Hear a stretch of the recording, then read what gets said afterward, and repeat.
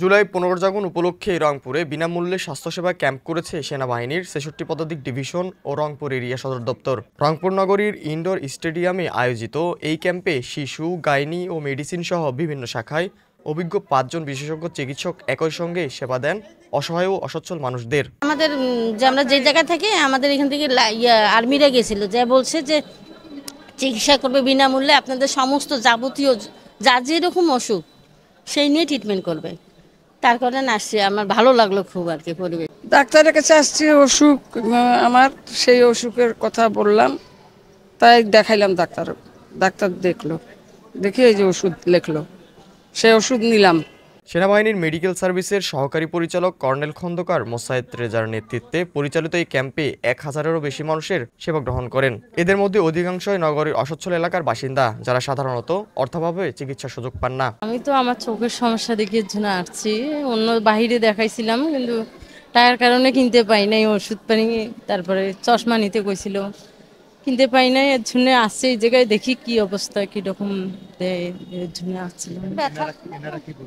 এরা বলছে যে চিকিৎসা দিবে, ভালো ডাক্তার আসছে, এর জন্য আসছে এই জায়গায়।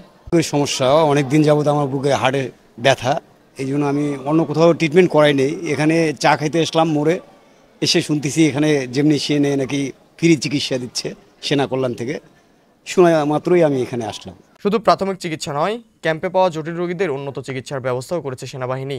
তাদের পরবর্তীতে সামরিক হাসপাতাল এবং রংপুর মেডিকেল কলেজ হাসপাতালে রেফার করা হচ্ছে, যাতে প্রয়োজনীয় সেবা নিশ্চিত করা যায়। রংপুর সিএমএইচের আমি শিশু বিশেষজ্ঞ হিসেবে নিয়োজিত আছি। আজকে আমরা মেডিকেল ক্যাম্পেইনে এসেছি, আমি শিশু রোগী দেখছি মেইনলি। এখন আমি যেটা দেখছি যে viral fever, common cold, respiratory tract infection, skin infection, এই পেশেন্টগুলো বেশি আসছে আমাদের কাছে। আমি এ পর্যন্ত যতগুলো বাচ্চা দেখেছি তার মধ্যে একজন গুরুতর আছে। এই বাচ্চাটা প্রিম্যাচুর ডেলিভারি হয়েছিল এবং মায়ের নলেজ কম থাকার কারণে এবং মায়েরও বয়স কম ছিল।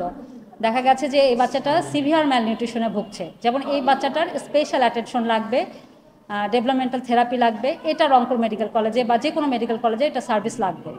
সামরিক শৃঙ্খলার মানবিক দায়িত্ববোধে পরিচালিত সেনাবাহিনীর এই উদ্যোগে নগরবাসী প্রশংসা কুড়িয়েছে। জুলাই পুনর্জাগরণ উপলক্ষে মানুষের পাশে দাঁড়ানোর এমন কাজ সমাজে সেনাবাহিনীর ইতিবাচক ভূমিকার সাক্ষ্য দেয়।